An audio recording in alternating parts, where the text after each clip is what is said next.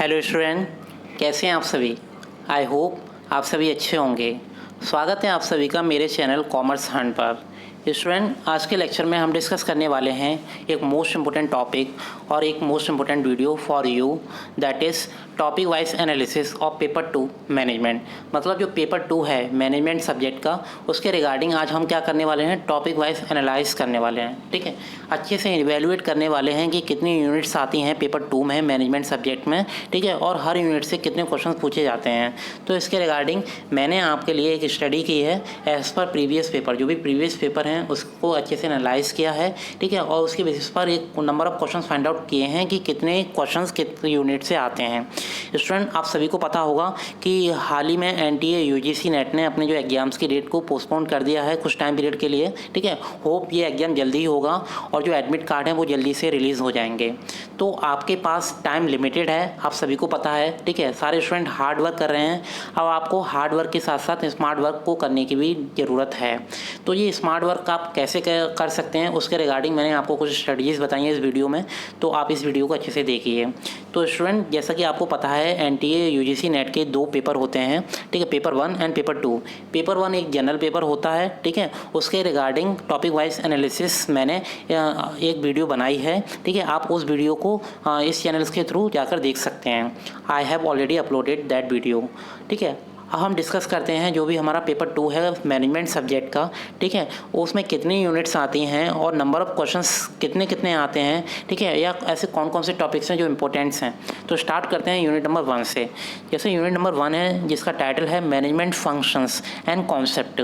तो स्टूडेंट, जो भी मैनेजमेंट का कॉन्सेप्ट क्या है, ठीक है, उसके क्या फंक्शंस हैं, इससे रिलेटेड एक यूनिट है पेपर नंबर 2 में मैनेजमेंट के। तो उसमें नियर अबाउट 9 to 10 क्वेश्चन पूछे जाते हैं एग्जाम में, अगर आप लास्ट ईयर पेपर्स को उठा के देखो तो। सेकेंड यूनिट है organisational behaviour and HRM.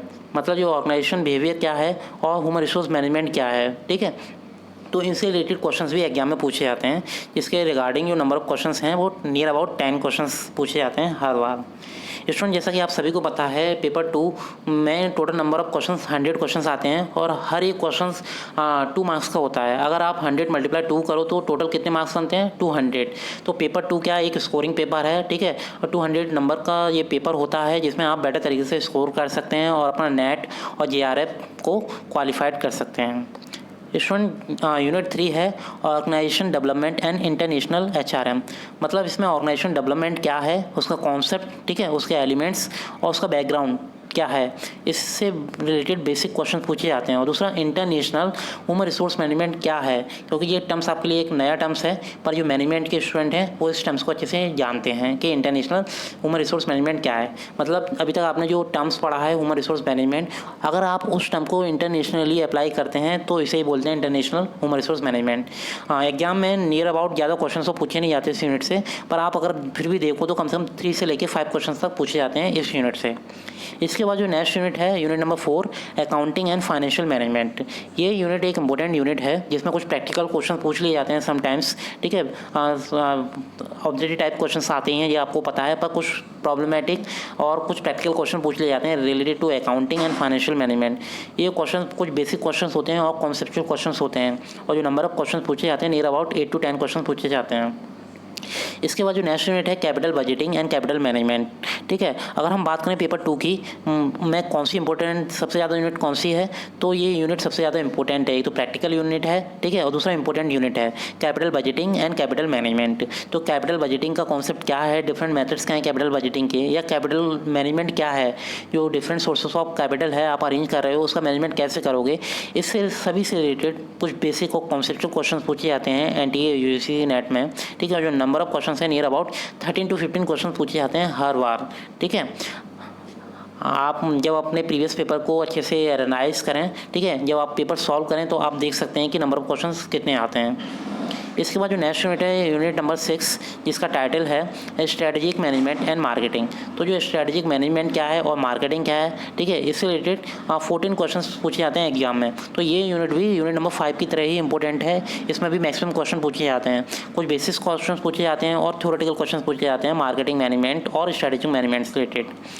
Then दो नेक्स्ट यूनिट है brand management and marketing types. तो ब्रांड मैनेजमेंट क्या है, आपने ब्रांड सुना है, ब्रांडिंग सुना है, ठीक है, मैनेजमेंट सुना है। तो ब्रांड मैनेजमेंट क्या है, ये एक यूनिट है, एंड मार्केटिंग टाइप्स, इससे रिलेटेड 11 क्वेश्चन पूछे जाते हैं एग्जाम में। Then next unit is marketing statistics and operations management, ठीक है। तो स्टैटिस्टिक्स का यूज़ कैसे करते हैं मैनेजमेंट में, और जो ऑपरेशंस क्या हैं मैनेजमेंट के, उन सभी से रिलेटेड क्वेश्चन पूछे जाते हैं एग्जाम में, ठीक है। कुछ केस स्टडी भी पूछ ली जाती हैं एग्जाम में। तो जो नंबर ऑफ क्वेश्चन हैं नियर अबाउट 10 क्वेश्चन पूछे जाते हैं एग्जाम में। स्टूडेंट, इसके बाद जो नेक्स्ट यूनिट है उसका टाइटल है international business and artificial intelligence. इसमें क्या है, इंटरनेशनल बिजनेस आप सभी जानते हो, और आर्टिफिशियल इंटेलिजेंस का कैसे यूज़ करते हैं इंटेलिजेंस मतलब इंटरनेशनल बिजनेस में, उससे रिलेटेड नियर अबाउट क्वेश्चन पूछे जाते हैं 6 to 7। आर्टिफिशियल इंटेलिजेंस और कंप्यूटर का कैसे यूज़ करते हैं मैनेजमेंट में, ठीक है, इन सभी से रिलेटेड क्वेश्चन पूछे जाते हैं। स्टूडेंट, जैसा कि आपको पता है यूनिट नंबर 10 का टाइटल एंटरप्रेन्योरशिप, ठीक है, ये एक न्यू टर्म है, ठीक है, और मोस्ट इंपॉर्टेंट टर्म है आज के टाइम पर, बहुत वैल्यूबल टर्म है और वैल्यूबल यूनिट है, ठीक है। हर स्ट्रीम में ये यूनिट को ऐड कर दिया गया है एंटरप्रेन्योरशिप। कहीं ना कहीं आप कॉमर्स में पढ़ोगे, एजुकेशन में पढ़ोगे, मैनेजमेंट में पढ़ोगे, तो एंटरप्रेन्योरशिप से रिलेटेड क्वेश्चन पूछे जाते हैं एग्जाम में।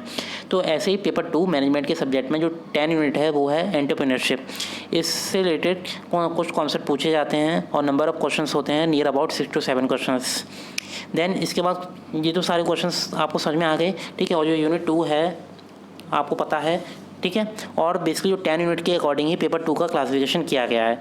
इसके बाद स्टूडेंट कुछ क्वेश्चंस और पूछे जाते हैं, जैसे कुछ प्रैक्टिकल क्वेश्चंस होते हैं, नियर अबाउट 6 to 5 क्वेश्चन पूछे जाते हैं, और कुछ केस स्टडी और कॉम्प्रहेंशन मतलब कुछ पैसे दे दिए जाते हैं, ठीक है, और इन्हें केस स्टडी फॉर्म में दे दिए जाते हैं, जिसे आपको क्या करना होता है, उस सिचुएशन को एनालाइज करना होता है, और एनालाइज करने के बाद कुछ क्वेश्चंस के रीड करके कुछ क्वेश्चंस के आंसर देने होते हैं, ठीक है। तो आई होप स्टूडेंट ये इस तरीके से जो मैंने क्लासिफिकेशन किया है, ठीक है, वो आपको समझ में आया होगा। टोटल नंबर ऑफ क्वेश्चंस आते हैं 100 क्वेश्चंस आते हैं, और 200 मार्क्स का पेपर होता है। तो ये एक स्कोरिंग पेपर होता है, ठीक है, और पेपर 1 के मार्क्स मिलाकर, पेपर 2 मार्क्स मिलाकर आप एनडीए, यूजीसी नेट और नेट जेआरएफ को क्वालिफाइड कर सकते हैं। आई होप ये क्लासिफिकेशन जिस तरीके से मैंने किया है आपको समझ में आया होगा।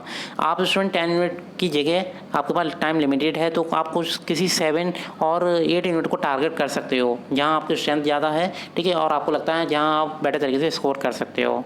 साथ ही साथ दूसरा सजेशन ये है कि जो भी प्रीवियस ईयर पेपर्स हैं, ठीक है, उन प्रीवियस ईयर पेपर्स के अच्छे से आपको क्या करनी है, स्टडी करनी है, ठीक है, और जो भी प्रीवियस ईयर पेपर्स हैं उसे सॉल्व करना है, जिससे आपको एक क्या है हेल्प तो मिली जाएगी, और दूसरा आपके माइंड में एक बैकग्राउंड बन जाएगा रिगार्डिंग डिफरेंट कॉन्सेप्ट, ठीक है।